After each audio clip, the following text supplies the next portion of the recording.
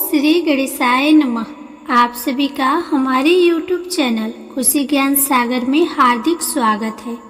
प्रिय श्रोतागण, आज बुधवार के दिन आइए सुने गणेश जी की पौराणिक कथाएं और साथ में सुनेंगे धन समृद्धि प्रदान करने वाली, बरकत देने वाली माता अन्नपूर्णा की कथा।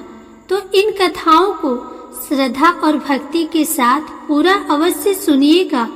प्रेम से बोलिए श्री गणेश भगवान की जय। बहुत समय पहले की बात है। एक गांव में एक भाई बहन रहते थे। भाई बहुत गरीब था, पर उसकी बहन पैसे वाली थी। जब बहन के ननद का विवाह था, तब बहन ने ना तो अपने भाई को विवाह में आने का निमंत्रण दिया और ना ही कोई चिट्ठी भेजी। भाई को बाहर वालों से पता चला कि उसके बहन के ननद का विवाह है। भाई ने अपने गांव वालों को बताया। तब गांव वालों ने अपने घर से चुनरी, बिछिया और साड़ी जैसा जिनसे बन पाया कन्या के लिए दिया। भाई सारा सामान लेकर बहन के गांव पहुंचा। बहन के घर जाने पर बहन की देवरानी बोली, भाभी जी, आपके भाई आए हैं। बहन ने पूछा, कैसे आए हैं और क्या पहना है? तब देवरानी ने कहा, पैदल आए हैं, फटी पगड़ी, फटी धोती पहने हैं। बहन बोली, मेरे ससुर हवेली के सामने दुकान में बैठे हैं, मुझे शर्म आती है। भाई को बोलो पीछे के दरवाजे से आए। भाई के आते ही बहन ने भाई को एक कमरे में बंद करके बाहर से ताला लगा दिया।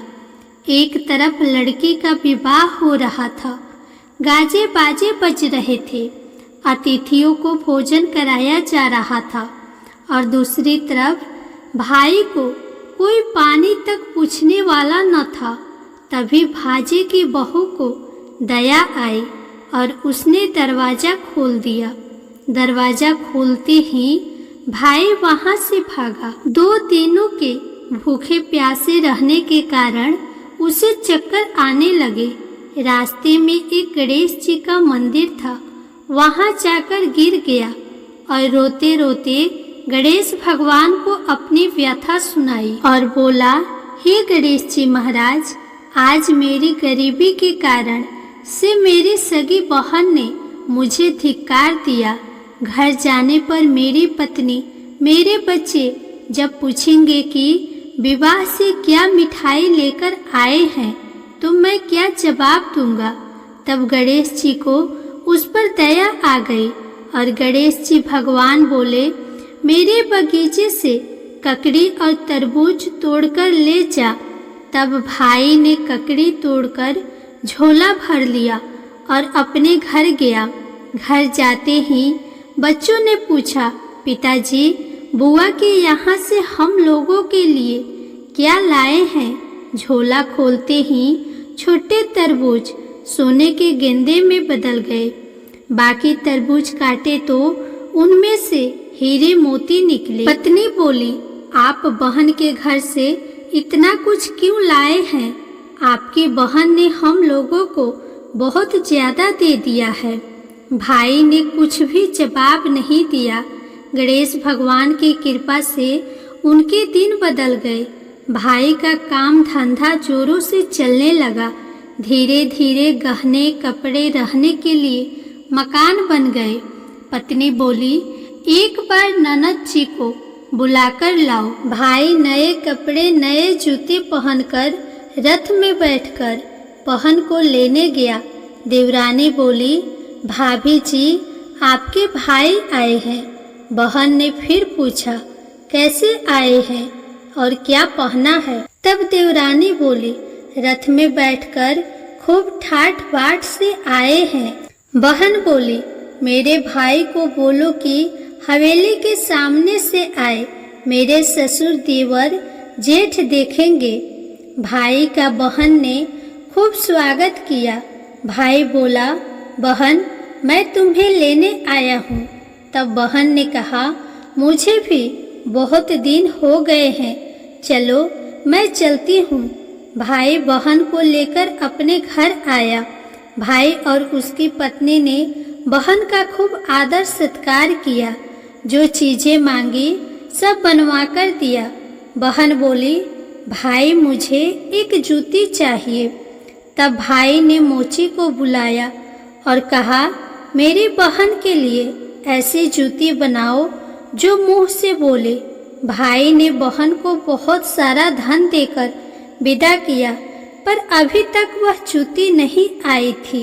बहन जाने वाली थी, तभी मोची जूतियाँ लेकर आया। बहन की जूती पहनते ही जूतियाँ बोली, निर्धन भाई की पैसे वाली बहन, गणेश जी का बगीचा नहीं होता तो आज क्या करती। बहन तब भाई की पत्नी से पूछी, ये कहाँ से आवाज आ रही है। तभी भाई ने कहा, सुबह का समय है, कोई जीव जंतु बोल रहे होंगे। भाई ने घोड़े गाड़ी को जल्दी जाने को कहा।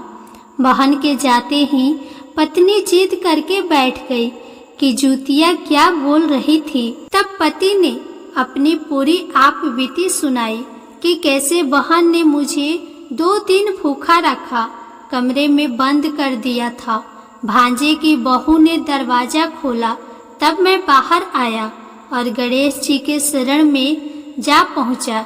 गणेश जी की कृपा से हमारे दिन बदले हैं।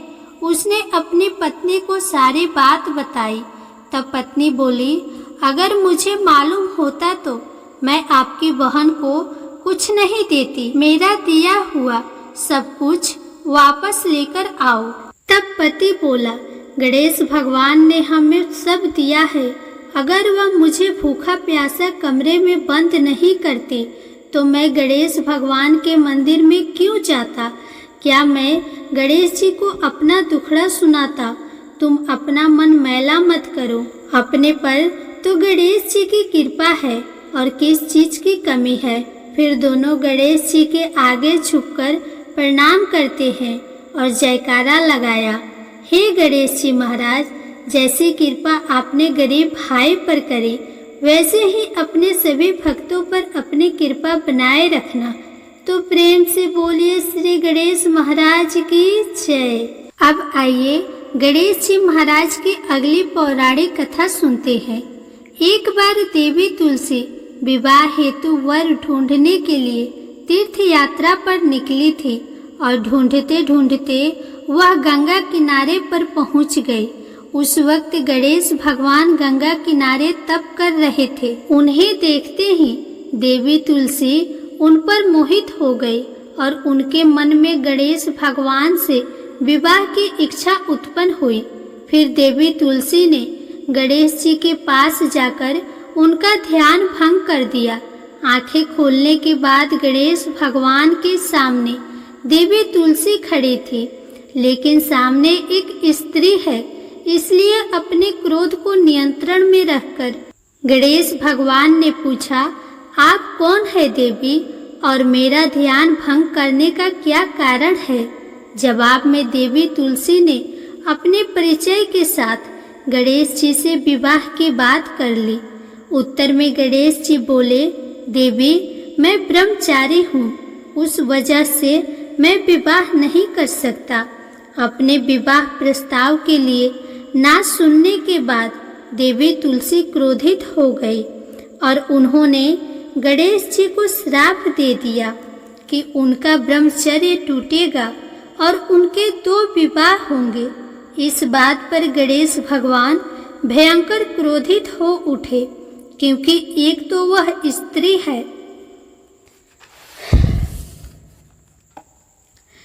इसलिए ध्यान भंग करने पर भी गणेश जी ने कुछ नहीं कहा और इतनी विनम्रता से बात करने पर भी उन्हें श्राप दिया गया। फिर गणेश जी ने भी देवी तुलसी को श्राप दिया कि तुम्हारा विवाह शंखचूड़ नाम के असुर के साथ होगा। एक देवी होकर भी उनका विवाह एक राक्षस से होगा। ये जानकर देवी तुलसी विचलित हो गई और विनायक जी से इस कठोर श्राप से मुक्ति दिलाने की क्षमा याचना करने लगी। फिर गणेश जी को तुलसी देवी पर दया आ गई। वह बोले कि मेरा श्राप तो बदल नहीं सकता, वह तो सच होकर ही रहेगा, लेकिन अगले जन्म में तुम एक पेड़ बनोगे और भगवान विष्णु जी की अति प्रिय होगी। उनकी पूजा में भी तुम्हारा एक महत्वपूर्ण स्थान होगा और कलयुग के इंसान को तुम मोक्ष का मार्ग दिखाओगी। लेकिन तुमने मेरा तप भंग किया है और मुझे ब्रह्मचारी होकर भी 2 विवाह का श्राप दिया है, इसलिए मेरी किसी भी प्रकार की पूजा में तुम निषिद्ध होगी। इस प्रकार देवी तुलसी गणेश भगवान की पूजा में निषिद्ध हो गई। तो प्रेम से बोलिए श्री गणेश जी महाराज की जय। अब आइए सुनते हैं गणेश जी की विवाह की कथा। गणेश भगवान का मुख हाथी का है और एक दांत टूटा हुआ है। इन्हीं 2 कारणों की वजह से उनका विवाह नहीं हो पा रहा था। इस बात से गणेश महाराज अक्सर नाराज रहा करते थे। एक दिन एक देवता के आग्रह पर विनायक जी उनके विवाह में अपनी उपस्थिति दर्शाने गए थे।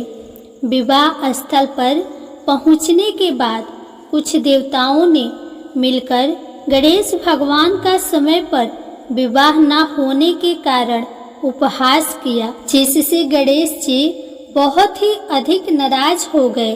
उसी दिन उन्होंने ठान लिया कि जब तक मेरा विवाह नहीं होता तब तक मैं किसी भी देवता का विवाह होने नहीं दूंगा। गणेश भगवान के पास विवाह और अन्य संदेश लाने का काम उनके प्रिय वाहन मूषक राज करते थे। अब मूषक राज जब भी किसी देवता के विवाह का समाचार लाते तब गणेश जी उसे आदेश देते और मूषक राज अपनी सेना के साथ जाकर उस विवाह के मंडप को गिराकर तहस नहस करते एवं बारातियों को भी भगा देते। इस तरह गणेश जी और मूषक राज की मिली भगत की वजह से किसी भी देवता का विवाह नहीं हो रहा था। गणपति जी के व्यवहार से तंग आकर सभी देवी देवता भगवान शिव और माता पार्वती जी के पास पहुंच गए और इस विराट समस्या का समाधान मांगने लगे। भगवान शिव और माता पार्वती ने कहा कि इसका हल तो आपको केवल ब्रह्मा जी के पास ही मिल सकता है। कृपा करके आप ब्रह्मलोक को जाएं। माता पार्वती और महादेव को प्रणाम करके सभी देवी देवता ब्रह्मा जी के पास प्रकट हुए। देवताओं की समस्या को ठीक से सुनने के बाद ब्रह्मा जी ने अपनी योग शक्ति से 2 कन्याओं का निर्माण किया। इन दोनों कन्याओं का नाम था रिद्धि और सिद्धि। वह दोनों ब्रह्मा जी की मानस पुत्रियां थीं। उन्हें लेकर ब्रह्मा जी गणेश महाराज के पास गए और उनसे अपनी पुत्रियों को ज्ञान एवं शिक्षा प्रदान करने का निवेदन करने लगे। ब्रह्मा जी का मान रखने के लिए एकदंत भगवान ने रिद्धि और सिद्धि को शिक्षा देना आरंभ किया। फिर उस दिन के बाद से जब भी मूषक राज किसी विवाह की खबर लेकर आते, उस वक्त रिद्धि और सिद्धि गणेश जी को अपनी बातों में उलझा कर रखती थी। इस तरह गणेश जी का ध्यान किसी और विषय पर रहता और दूसरी तरफ देवताओं का विवाह संपन्न हो जाता। एक दिन बुद्धि के देवता भगवान गणेश जी को यह बात समझ आ गई, लेकिन उनके क्रोध में आने से पहले ही ब्रह्मदेव अपनी दोनों पुत्रियों के साथ वहां पर प्रकट हो गए। रिद्धि और सिद्धि को सामने देखते ही गणेश जी का क्रोध बढ़ने लगा, किंतु विनायक जी के मुख से कोई भी शब्द निकलने से पहले ही भगवान ब्रह्मदेव ने कहा, आपने स्वयं ही मेरी पुत्रियों को शिक्षा दी है और अब मुझे इन दोनों के विवाह योग्य कोई वर नहीं मिल रहा। मेरी आपसे विनती है कि आप ही रिद्धि और सिद्धि से विवाह करके मुझे धन्य कीजिए। परम पिता ब्रह्मा देव जी की शांत वाणी को सुनकर गणेश का क्रोध शांत हो गया और वे उस विवाह प्रस्ताव के लिए हंसी खुशी राजी हो गए।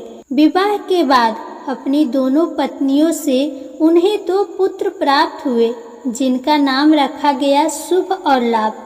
तो प्रेम से बोलिए श्री गणेश भगवान की जय। आइए अब सुनते हैं गणेश जी की पूजा पाठ में सुनी जाने वाली अगली पौराणिक कथा। एक गांव में एक सेठ और सेठानी रहते थे।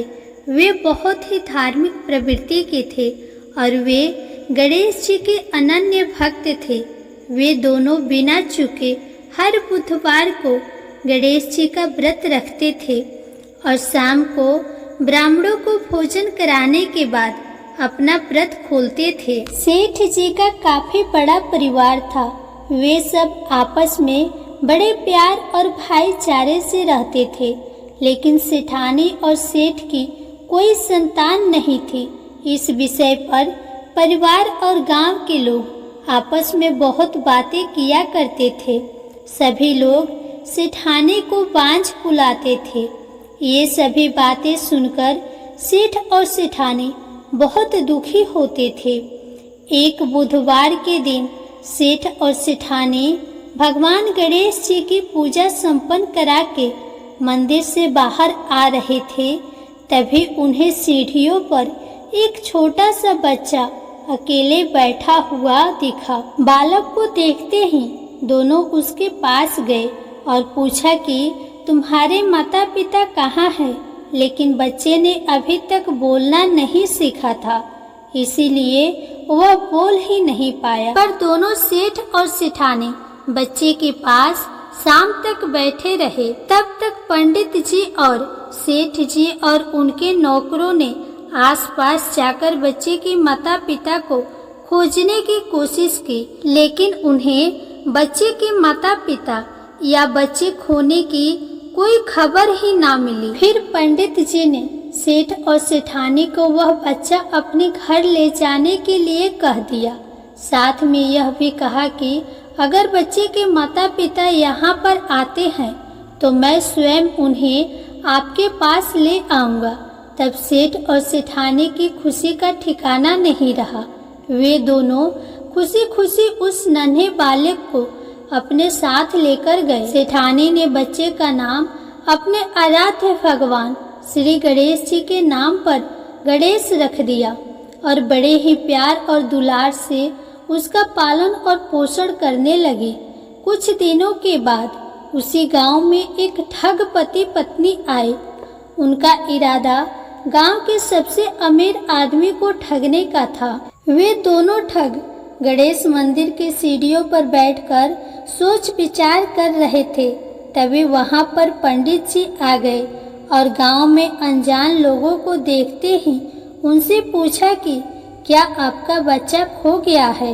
दोनों चोरी चकारी के लिए बहाना ढूंढ रहे थे, इसीलिए उन दोनों ने तुरंत ही हाँ कह दिया। तब पंडित जी ने कहा कि चिंता की कोई बात नहीं है, आपका बच्चा एक सेठ जी के घर पर पल रहा है। पंडित जी उन दोनों ठग को सेठ जी के घर पर ले गए।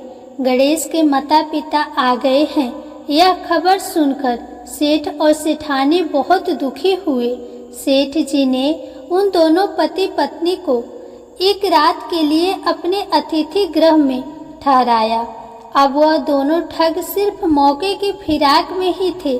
उसी रात सभी लोगों के सो जाने के बाद वे ठग एक एक करके सभी कमरों की तलाशी करने लगे। फिर वे दोनों तिजोरी वाले कमरे में पहुंच गए। छानबीन के वक्त होने वाली छोटी मोटी आवाज़ों से सेठ जी का एक नौकर जग गया और आवाज़ की दिशा में तिजोरी वाले कमरे के नज़दीक गया। उसने चुपके से अंदर जब झांककर देखा तो दोनों ही मेहमान कीमती सामान चुरा रहे थे। नौकर ने यह देखते ही धीरे से उस कमरे के बाहर की कुंडी लगा दी और चोर चोर बोलकर पूरे घर में हल्ला मचा दिया। शोरगुल की आवाज़ सुनते ही घर के सभी लोग इकट्ठा हो गए। तब सेठ जी ने उन दोनों चोर पति पत्नी को कमरे से बाहर निकाला और सुबह ही पंचायत में हाजिर कर दिया। सेठ जी ने सरपंच जी को पूरा मामला बताया और कहा कि ये दोनों तो चोर है, अब हम पुत्र गणेश को इन दोनों को नहीं देंगे।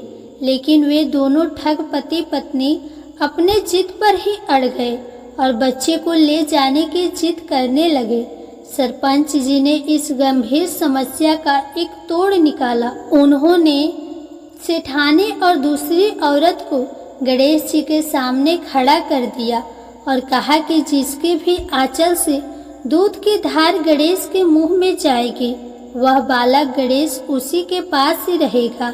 फिर वे दोनों अपने अपने आंचल मुंह के सामने फैलाकर खड़ी हो गई।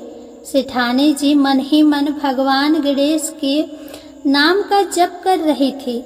देखते ही देखते गणेश भगवान की कृपा से सेठानी की आंचल से दूध की एक धार गणेश के मुंह में गिरी और इस तरह बालक गणेश हमेशा के लिए सेठ और सेठानी के साथ रहने लगा।